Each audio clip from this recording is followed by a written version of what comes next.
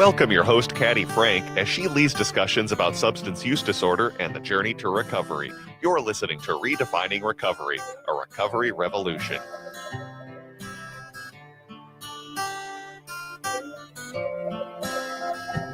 Well, here we are. We are at a beautiful day in Minnesota, and it is Redefining Recovery, Recovery Revolution. Welcome, everybody. My name is Caddy Frank. I am your host, and I have a beautiful human on the other side of me. You want to say your name? I'm Jennifer. Jennifer. We are here. Jennifer was here when we first started the show, and she's a beautiful human that has a lived experience that is a little bit, come closer, on the outside of some of the conversation that we have. And we're going to visit that, but I want to say a thank you to the organizations that help fund this incredible opportunity that I have, my dream come true. So special thanks to our generous founders, not founders, but funders. Thank you very much, including the Patrick and Amy Butler Foundation, Otto Bremer Trust, the Sauer Family Foundation, the Hardenberg Foundation, alongside many other foundations, corporate and individual contributions. And I'm just going to toss out a little something here, folks. We are actually on January 29th. And yesterday there was some political stuff that came down about freezing some funding. And I just want you to know that as Minnesota Recovery Connection is a nonprofit organization, we rely on funding from many sources, those that I just mentioned, especially those organizations and those funders that I mentioned. But we also take federal funding, like many nonprofits do, across the entire country. And the entire country kind of got a little bit of a sting yesterday because we didn't know what was going to happen. So if you marvelous, you incredible, you fantastical humans are listening to this show and you get anything out of it, if you would be so kind to go to minnesotarecovery.org and hit our donate button. We want to keep this going. And if something changes in our funding, it might not. And y'all, this is my dream. This is my dream, to have a beautiful conversation about recovery and talk to Jennifer and talk to all the incredible people that we have talked to about how does recovery and the people that are impacted with recovery, their families, their friends, their communities, their jobs, their neighbors, everybody knows somebody who might have had a struggle. And so if you feel the urge to hit our donate button at minnesotarecovery.org, I will be forever grateful, because it gives me the opportunity to continue this conversation. So I'm not pleading, but I'm asking with depth in my heart that we can always use the help. There's many organizations that are potentially going to struggle, but this stuff doesn't come free. Let's just be real. You know, we got to pay everybody's salary. AM 950 is an incredible organization that does incredible work and has many voices. They're part of our community as well. So thank you for listening to that commercial break on please go to hit our donate button at minnesotarecovery.org. So this human across the table, your name again is? Jennifer. Hi, Jennifer. Hi, Caddy. So nice to see you again. Thank you for having me on your fabulous show. Oh, you're so incredibly welcome. So we start off the show because we want to start off on a positive note, or a note that really talks about who we are, and that is, what's right with you today, Jennifer? Well, I need to dig a little for that, but I always come first to my partner in life, my wonderful miniature Schnauzer puppy. She's 6.5, and that's a good age for a dog. She still has some life in front of her. I'm glad that it's today, and that's where I am in her lifespan. Nice. I adore her. She's my life, and what else is good is for today, as far as I know, everyone in my life is healthy and well. Nice. Nice. How about you, Caddy? What's good for you today? what is right? What's right with you? That's okay. We got it. Good, right. It's all good. Let's see. What's right with me today? Today, I am grateful to be here having a nice, wonderful conversation with somebody that I really enjoy. I also am grateful that I got to wake up and I got to say, today's a new day. And every day that we in recovery and those who are recovering, I really just have to be grateful that I have a place to go. I get to share the care for the recovery community. I get to be grateful for the small things like the 2 cats I have at home. I had snuggle bunnies with one of them, Tigger. She came up on my lap today. Oh, And the other one came out of his little nest and was snoozing, and I got to give them both treats. So sometimes it's the simple things that we get to just go, oh, yes. we get those things. So I'm grateful that I have a community that I belong to. I've got people that I get to talk to, and I've got creatures, and I got a partner and a house. And Yes. hey, guess what? Mm. I bought a new car. Congratulations. I'm an actual adult. And it's a brand new car. A brand new Wow, car. That's I know. a commitment. I know. I kind of did the deed. Well, congratulations, and drive it in excellent health. Yes. And enjoy it. It's amazing how those driving defensiveness comes out when you got a new car. Yes. It's interesting when you got kind of a 13-year-old car that's done you good for a long time. A bump here, a curb there, Yeah. not so much of a concern. Oh, with a new vehicle. And all the new technology, you really have to have your wits about you. Holy because it's bananas. very confusing. It tells you things that you never were told before. So for anybody who is fortunate enough to get a new vehicle, which I feel extraordinarily grateful, but anybody who gets a vehicle, in our recovery community, there are people who haven't been able to drive. Myself was one of them many years ago.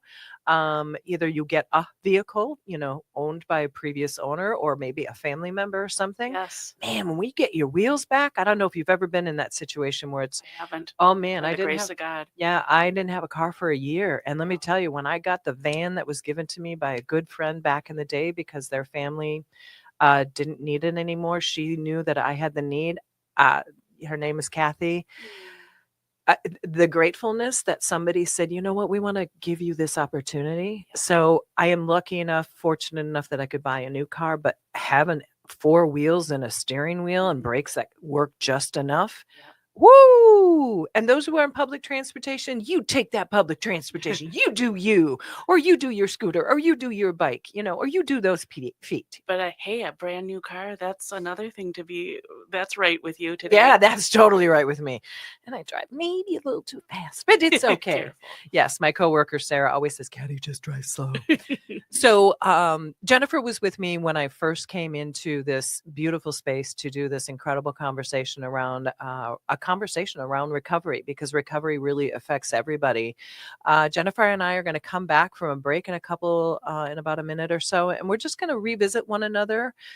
Jennifer was impacted by substance use disorder in a different way, and the conversation is everywhere. The conversation around people that are struggling with substance use disorder, addiction, food, exercise, gambling, sex shopping, gaming.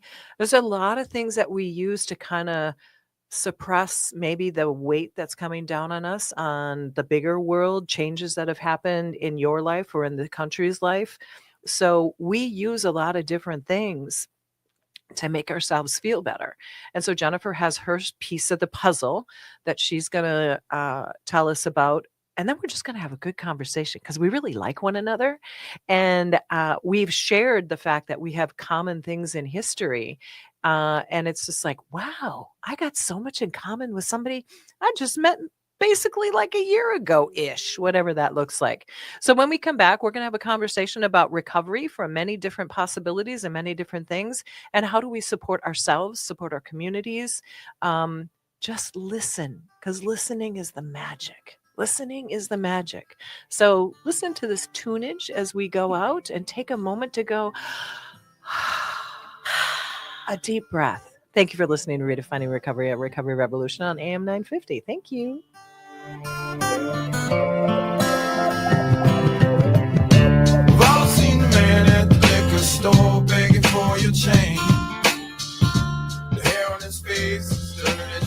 Jam for me. Woo! Listening to that music kind of roll us into the next segment. Again, music and silence is a beautiful thing when we're trying to figure out life, because life is sometimes very confusing, isn't it, Jennifer? To say the very least. Yes, yes, yes. So last we met was many months ago when I was kind of brand spanking new, and Miss Erin was with us, and we were kind of embarking on this journey. And one of the things that we found out together is that you are not a person who struggles with a substance use disorder, but remind us who did and who was in your world. Well, both of my parents, they're both now deceased, but they were both in recovery when they died. My mother had over 43 years of sobriety. My father had over 17 years. Wow. And I do myself struggle with different substances at different times. Food is my drug of choice. I had bariatric surgery, and the weight loss surgery, and when you have that, they tell you, well, this is going to help your appetite, but then it can manifest in another thing. And it did. I mean, I started liking wine a lot. Oh, That wasn't so healthy for me. right. So I've experienced it myself. Yeah. In many ways, and growing up with it with parents and grandparents, and so it's all around. Yeah. No, and it's interesting because that lineage of what we have with substances, both my parents are passed. My father died about a year ago. He did not, that was a debacle, but we won't go there. But both of them struggled with substance use disorder, as well as I've sort of let it out on this program that my father that I knew my entire life was not my birth father. Yes. I had a birth father that I found out maybe 5 years ago, and he also died of complications with alcohol. So both my mother biological and my father biological, ironically, to kind of revisit the story, they died within 1 year of one another 33 years ago of the complications around. My mother was mental health as well as alcohol. Mine too. Yeah. Okay. It's like this Jennifer and I thing. It's I like, know. wow. And then the biological, he had all kinds of problems, health, that all were derived from alcohol. And, this stuff, I almost said a bad word there, but I held back. This stuff that we have revolving around us in our communities, in our families, it's real. Oh yeah. And the way for me in growing up with that, I've learned about myself through some 12-step programs and just through what time does for us in being able to get more in touch with ourselves. Growing up with that, I was always attracted to people that had those issues. Oh, yeah. Because, there's this chaos that it becomes an addiction that comes from the disease or from The issues. Yeah. No, that's an awesome point, because you're right. It's like now I've got many years in recovery, somewhere in the 20s. I talk about it, but it's not the important part. What's the important part is that exactly what you just said. And that is that drama, that chaos, that always kind of loving to have that sort of excitement going on. Yeah. Man, that stuff is just I'm like, I don't want no drama. I don't want no chaos. Even if you think subconsciously that, I don't want that around, but that's all you know. And for a period of time, yes. Yeah. Yeah, because that's what kind of kept you alive. That's what kept me in survival mode. All through childhood and adulthood. It's like, okay, when is the phone going to ring? What's going to happen? All this kind of stuff. And so it's sort of like it lights this weird fire in the back of you, like, oh, this is familiar. It's adrenaline too. Yeah. And yes, I totally get it. And thankfully, I mean, aging isn't all good. I wish I didn't have to color my hair, and there's lines on my face that I would rather not have. But the wisdom, I no longer want that chaos. Never. And now all I do is seek peace Yep. and quiet. Yeah. Going back to my miniature schnauzer. Yeah. That's my happy place. Well, I remember you talking about your home is very serenity based. You Yes. have a very, very monochromatic and very simple home. Like, Yes. do I remember that You correctly? absolutely do. I am a designer too. I have a design business, and I love white walls. Okay. I like them with not too much stuff on them, Yeah. just because the minimalism is very peaceful to me. Yeah. And you and I, that's where we're extraordinarily different. Okay. I'm a woman who loves color, who loves stuff, who likes stuff. But you know what? Whatever brings you your peace, that is just fine. As my very wise mother used to say, that is why there's chicken on the menu. I'm not exactly, what does that mean? Well, not everybody likes beef. Not everybody likes fish. Not everybody likes vegetarian meals. Okay, That's why there's chicken on the menu. Love that. Thanks.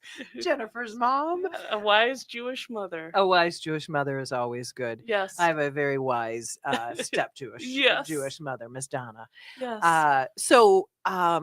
You in your past had parents that struggled with alcohol and Mhm. alcoholism And my father with drugs as well. and drugs as well. Okay.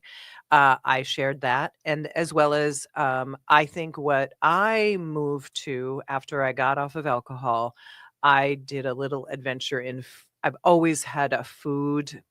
I came from a loving background, but a little bit of neglect background. And I always had enough food, but having the things that made me satisfied was where I went. Like when I got my first Suzy Q, I don't know if you remember those. I think they still make them. They were it was at the 7-Eleven down the street from my house. And I'm like, that looks really good. And I got a Suzy Q.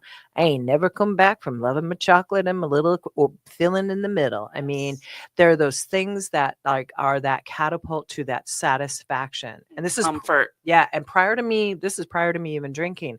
But when I gave up alcohol, that sugar became Oh yeah. the next friend. And I think that happens so often. I remember my mother when I was probably 9 years old when she stopped drinking, and she immediately went to Reese's peanut butter cups, in a big way. Yeah, And I mean, because alcohol is all sugar, exactly. and Our body craves it then Yes. after it's gone away. Yeah. And it gives that little endorphin, it gives that little dopamine hit because, oh, it's so satisfying. So, anybody who's listening, when we talk about addiction, yes, we talk about substance use disorder, we talk about drugs and alcohol. But we know in the recovery community that a lot of folks who give up one of their substances, cigarettes is their next kind of their thing they go to because it gives you that satisfaction, or they go to food. And then there's all the other things that we mentioned: gambling, sex, gaming, shopping, all those things. And these are things that we need to be aware of in the recovery community. And when we talk to people in our peer-to-peer services at Minnesota Recovery Connection, we check in and we say, hey, how are things going? And if somebody begins to sort of trail off and say, man, I'm vaping a lot, and that's the other thing, vaping, yikes. We're like, okay, cool. How you feeling about that? What does that look like to you? Yeah. We look at our community we try to look at a whole perspective, but from their perspective. And that's where the magic is. And so, Jennifer, again, when we talked last, you had a friend who was a good friend. An old boyfriend, An old actually, boyfriend, that's right. Okay. that I met when I was probably 13 years old at Buck Hill skiing. Oh, there on you the lift go. line, and he was a drinker Yeah. from a young age, and I was probably very attracted to that personality in him.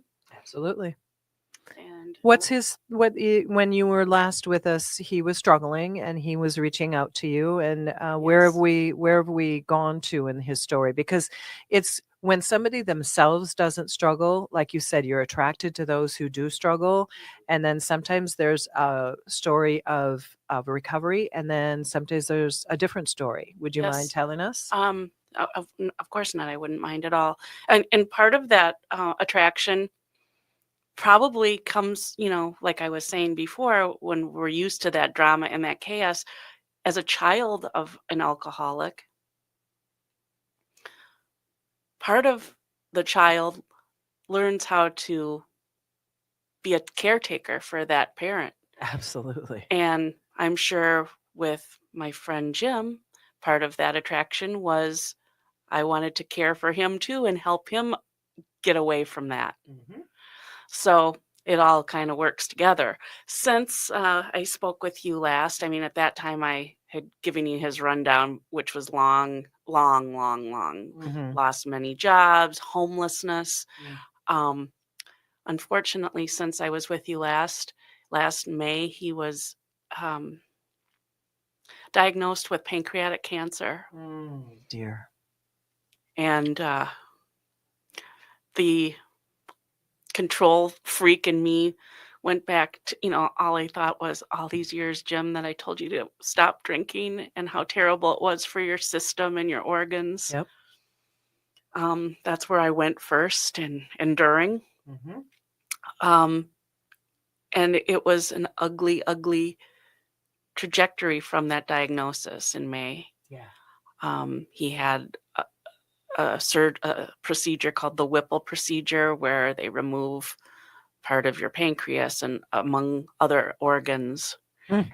And on top of everything else, he was in Tennessee, Mm. not the best medical system Right. like we can enjoy in Minnesota. Yeah. He was on disability.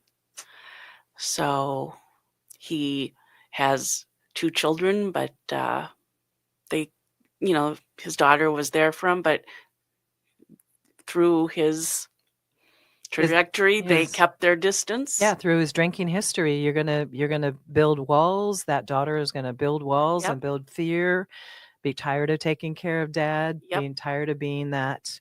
And she did. She did step up, but differently than I would have, differently, in her own way. Mhm. Um, Unfortunately, Jim passed away on November 17th. Oh. And the whole thing, I felt it as a control freak, very out of control. Yeah. I mean, you can't stop an aggressive cancer, especially from Minnesota when your person is in Tennessee. Mhm. And he didn't, unfortunately, have all the tools to have the kind of relationship that made it easy. Yeah. So, Yeah, I would imagine there was isolation, there was regret, there was shame, there was all those things. Yep. And I'm seeing a woman across the table from me who's hurting really bad right now. And this is the reality of sometimes the people that we care about and care about a lot. Maybe a distant boyfriend, might be a relative, might be a partner, might be a brother or sister. And when they're engrossed in this disease of addiction, and if anybody questions whether it's a disease, look in the eyes of Jennifer right now, because the sadness is real. When it is just the only way somebody knows how to survive, as Jennifer very well put, the body can't take it anymore. The mind is not maybe working on full click, Yeah. and it can take a life. But the impact is so great. Yes. You're impacted, some children are impacted, Yes. family, friends, Yes. communities, all the things that this person encountered. And I think the thing to remember is that you still loved this human, Absolutely. and you loved him for what he wasn't, yeah. But that caretaking part of you, because you were a child of an alcoholic parents, this is deep seated inside us. Uh-huh. I mean, I'm the same way. Technically 3 parents that were alcoholics, but man, I'll take care of anybody. Yep. Oh, and he became it through our relationship over the years as it changed and ebbed and flowed. He was verbally abusive, emotionally abusive, and with my makeup, I didn't. Eventually, I wouldn't physically let him be around me, but I never let him go all the way. Yep. And he's still in my heart and in my soul. Yeah. No, we'll kind of take on the worst of the worst. Oh yeah. Yeah, because somehow there's a normalcy to it. Yep. You had mentioned when we were talking prior to this show that you went to adult children of alcoholics. Many, many years ago. What was it, and this is, this is something that we haven't mentioned before, and so bad on me, but let's talk about it because it may have been a long time ago, but this is something for somebody like ourselves. We're children of alcoholic parents, or it can be family members. Al-Anon is for partners. I mean, there's a whole It's for anyone. Yes, for Parents, anyone, yeah. children, anyone. Yeah. I've done Al-Anon too. Yeah. So what I had a brief encounter with it, but I recently had a conversation with somebody who really had kind of had a moving moment. Tell me what your experience was with it. It just in general. Well, I am old now, and there's been a lot of time between me right now and that meeting, those meetings. I went probably 2 or 3 times, but it was at first it was a big relief, just because they got me. Yeah. And I wasn't alone there. There were, all the other people that were at the meeting were also children of alcoholics, and we had similar makeups. We had similar personality issues with our personalities or ways that we were. Characteristics. Yes. Yeah. Just very much like what I was just telling you, addicted to chaos and drama. That feeling that we could fix someone. Oh my God, fixing. Oh, perfectionism, control, all of those things. Yeah. And those things are who I am. So it was revelatory to me. I mean, how that shaped me. Yeah. And I think what you said that I think really makes sense to me, and that is sometimes when we live with parents that are ill mentally, substance-wise, whatever that is, we feel alone. And then you walk into a room like that and you're not. There's other people out there that have struggled, because I think for me, you're an only child, I'm an only child. When you're the one who is like living in that bubble, Yes. and you feel like nobody else is going to get me. And this happens to everybody around us in the recovery world too. It's like, and this like is a freak. Yeah, like a freak, and you feel like an island, and you feel like if I say something, then somebody's going to judge me. So then we keep it all inside, and that can make us absolutely crazy town. Yes. And I think the thing is that I was having a conversation with somebody else, and they just went to children of alcoholics, Adult children of alcoholics. I can never get it right. And their light bulb came on in the fact that, again, I'm in a room with people who get me, and I don't have to bear the weight of I hate to use the term, but was done to me. Yes. I didn't have any choice about my parents and their problems. And so I took on, like you said, their stuff. And then that became my normal. And what this person said to me was that I got to be able to say, wait a minute, that wasn't that was, but that isn't me. And I don't have to own that crap. Yep. That crap belongs to somebody else. Now, did it impact me? Did it maybe make me have problems with substance use disorder? Did it make me drink, or did it make me do things that I didn't want to do?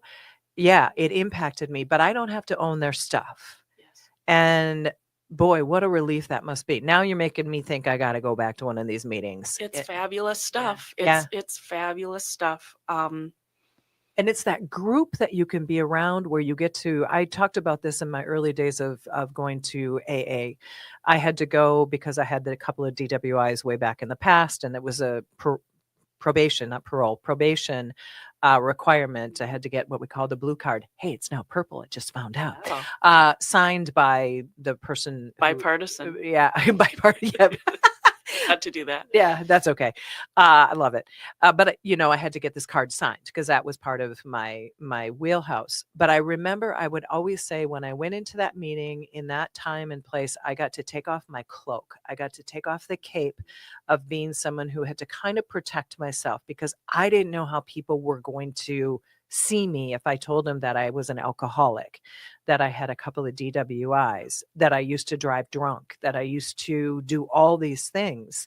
And it's like, that was who I was. It's part of who I am, but it's not who I am today. Yep. But in that space, and I'd imagine with the adult children of alcoholics, you get to walk into a room and go, it isn't just me. Yes, absolutely. It isn't just me. And, when you're living in it as a child, you don't know any different. This Mhm. is your reality. So um You don't know any different. you conform to what your reality is, Mhm. and you build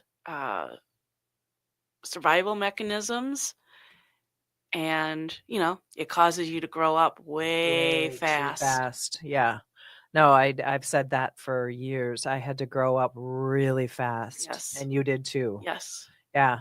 And that, to me, what I gather from that that's positive is that I am a survivor. There's nothing that's going to take me down because I know how to survive. But then my childhood got impacted because I had to be more adult. And so when I tell you I bought a new car, Yep. man, that's like adulting on a huge scale. Yeah. But that's the kind of stuff that I would have never dreamt about because it was so outside. Survival was the mode, Yeah.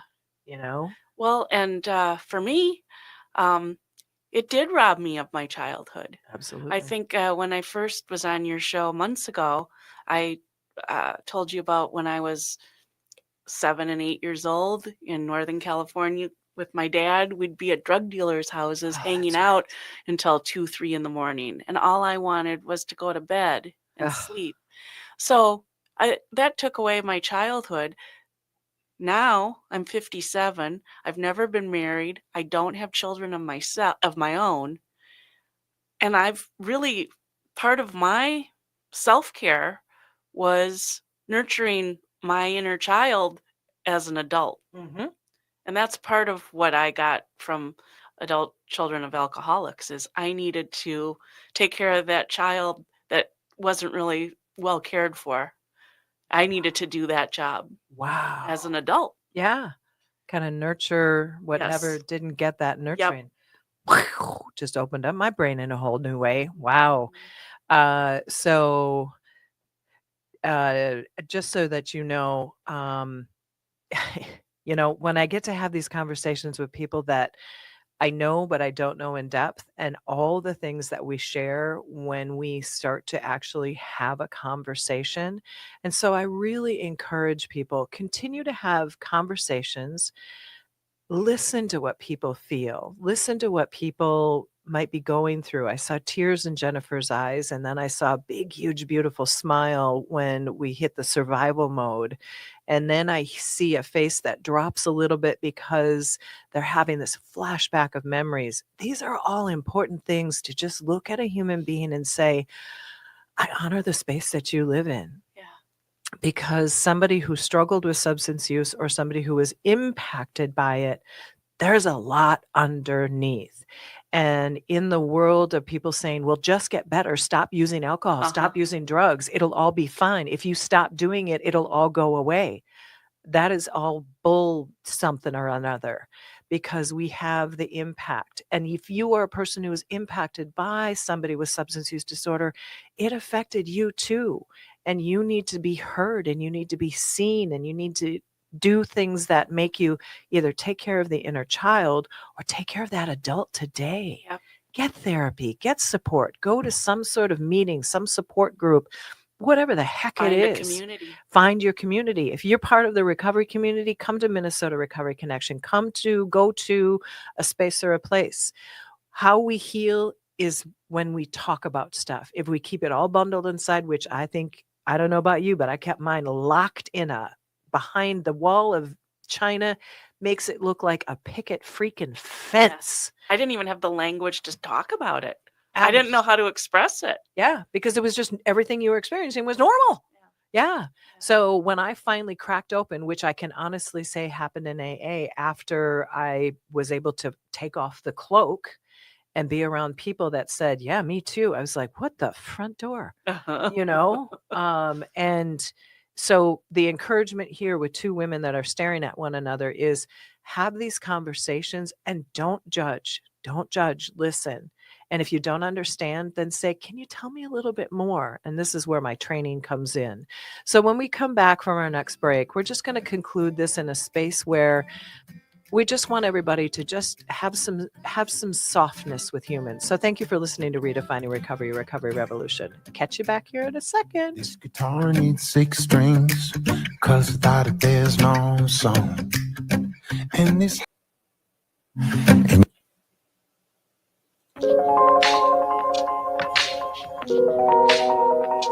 Soaking in that beautiful music. I love this vibe. I know, isn't it great? Just kind of gets you just sort of rolling in your chair, thinking thoughts. Just kind of calms you down a little bit. Yeah. So when we last talked, we were really kind of having some serious feels here. And Jennifer really is sort of feeling when we are struggling with either our addiction or helping somebody with an addiction, what came up is that when I said no judgment, don't judge, Jennifer literally wrote it down on a piece of paper as we're sitting here. And it's like, it is so hard not to. We struggle with it in our own community with peer-to-peer services saying, why the heck are you still, we're thinking in our head, not saying it out loud.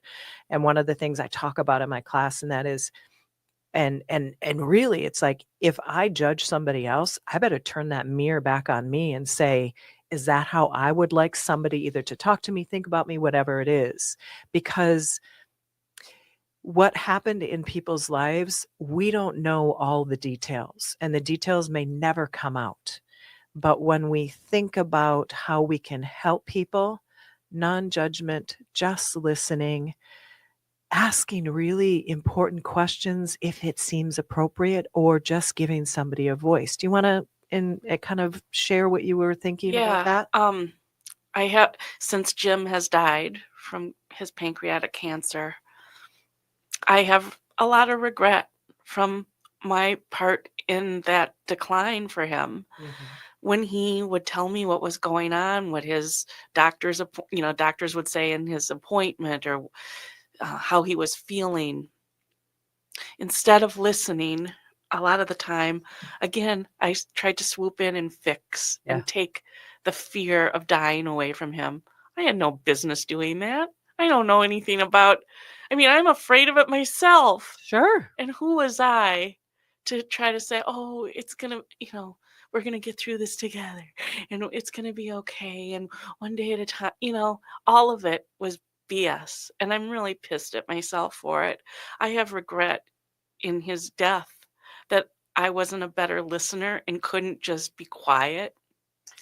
Don't beat yourself up. Don't beat yourself up. What I'm hearing when I hear you say that is that's what you had to say to yourself all through your childhood, all through the times when your parents were struggling with it. So we had to constantly say to ourselves, it's going to be okay. It's going to be okay. I'm going to make it through the day. You're going to be fine. It's going to be fine. Because to me, that's the voice that you were telling yourself. And you wanted him to believe it. But he was living in his own reality. And sometimes we have to snap that fix thing. I tell that to people all the time. I have no right to try to fix anybody else. I have no right. But what I do have the opportunity to do is I can say, tell me more about how you're feeling, because that's where the magic is. And so don't beat yourself up for what you didn't know how to do better, because we are trying to fix people all the time. We're trying to fix our work. We're trying to fix our customers. We're trying to fix our people, because it's the nature of somebody who's lived in the world of addiction, either impacted by it or themselves. I want to fix the bejesus out of everybody all the time. Yes. And I got to say, wait a minute, Caddy. Is this the right place for you? Probably not. Do you still want to do it? Absolutely. But it's not my job. It's their job. So what we talk about at work is how can I give somebody the tools, or how can I give them the resources, or how can I maybe talk about my story and say, you know what? I don't want to tell you what to do, but let me tell you what happened when this situation occurred in my life that has some similarity, because nothing's ever the same. That's what we have to learn. No situation is ever the same, but there can be commonalities. And that's what we sort of say. So tell me more about this. And if somebody shuts down, then what we say is we say, let me tell you a little bit about my story, because that's the beauty of peer recovery services. Clinicians, doctors, therapists, nurses, all the people with all the right intent, they might not have the lived experience of substance use disorder. And that's where peer-to-peer services come in. I was an alcoholic. I'm now a woman in long-term recovery, and alcohol was my substance. But I don't even identify as an alcoholic anymore. But I can say to someone, I struggled with that too. And this is how I lived my life. I had a similar problem. Yeah, I lost my driver's license. Do you have any idea how you're going to manage that when you come around? They're like, no, I have no freaking idea. Say, you know what? Sucked for me too. But you'll make it through. Let's break it down. Let's break it down. Let's break it down. And so the idea behind you feeling like what you did was wrong was the best you knew how, and also self-preservation. Yeah. I mean, I think that's how I took care of myself around his dying. Yeah. But I just feel terrible that I couldn't give it to him. You know what? And he needed me just to listen, and that was tough for me. So now what you get to do is maybe give somebody who you know that time and say, you know what? I usually want to try to tell you what might work for you. I'm just going to shut up and I'm going to listen to you. And that is the whole point of what we do. And I think what our society needs to do better in all realms, politically, emotionally, substance use, everywhere. We just got to listen more. And sometimes we got to agree to disagree. Because I see people that are going back out to use substances. And I'm like, wait a minute, what the f*** are you doing? And you know what? They're not ready yet to find their recovery. Because what I have learned is that there's this track that we have. We have burned in a track of drinking, burned in a track of using drugs, burned in a track of loving money, burned in a track. And you know what we do? We go back to where we're comfortable. Yes. So you want to fix people. Totally a comfortable land. And what I want people to think about is try to go off that track. You might slide back. You might be tempted to say, you know what, friend, this is what I think you should do. And then you go, wait a minute, I got no right to tell you what to do. Here's my idea because what you brought up to me and my lived experience is blah, blah, blah, blah, blah, blah, blah. But the idea is that if anybody out there has either got a friend, a family member themselves that go back to having a reuse in substances, it's a comfortable place, even though it's terribly detrimental to somebody's potential life, like your friend. But don't judge them. Say, what's going on? Listen to them, because nobody wants to be an addict. Nobody wants to be an alcoholic. That's not like, woo, sign me up. That's a great place to go. We got stuff going on. And sometimes it's just having that space to say, here's what's going on with me. And I need to say, what do I need? What do I need to hear from you? So don't beat yourself up, Jennifer. Thank you, Caddy. Give yourself the space to say, I did the best I could with the tools that I had. Yeah. And guess what? I get to do better with the next human. Yeah. Because all we have are these relationships where we just say, we're just showing up as best we know how. At the moment. At the moment in the time. And then sometimes we want to say, do this, do this, do this. And sometimes we have to say, I got an idea, but tell me first what you think you might want to do. And if that idea is off the charts, like bat cuckoo crazy, say, you know, I know somebody who tried that and it didn't work out for them. Do you want to know what happened? Because that's what we do too. It's like, you want to go out and drink and drive? Let me tell you what can happen, because this is what happened to me. Would you like some coaching? Yeah, exactly. Do you want to get better? So guess what? You're human. And we're complicated as all get out. We are not easy to figure out. So for anybody who's listening to this conversation, be kind to yourself. Be kind to others. Listen more, talk less. As somebody said to me, you got 2 ears and 1 mouth. Oh yeah, I love that one. You know, use those appropriately. Again, we're about ready to close up the show. Thank you for listening. Jennifer, thank you so much. Thank you for having me. Yeah. Thank you so much for having this show. Yeah. I It's appreciate important. it. Is important. It is important. So all of you out there, be kind to yourself, be kind to your neighbors, be kind to your friends. Again, be kind to yourself. Listen more, talk less. Minnesota Recovery Connection, minnesotarecovery.org. If you're feeling that urge to help our community, if you hit that donate page. Thank you to all of our funders. Thank you to AM 950. Have a wonderful day and live life. Thank you very much, everyone.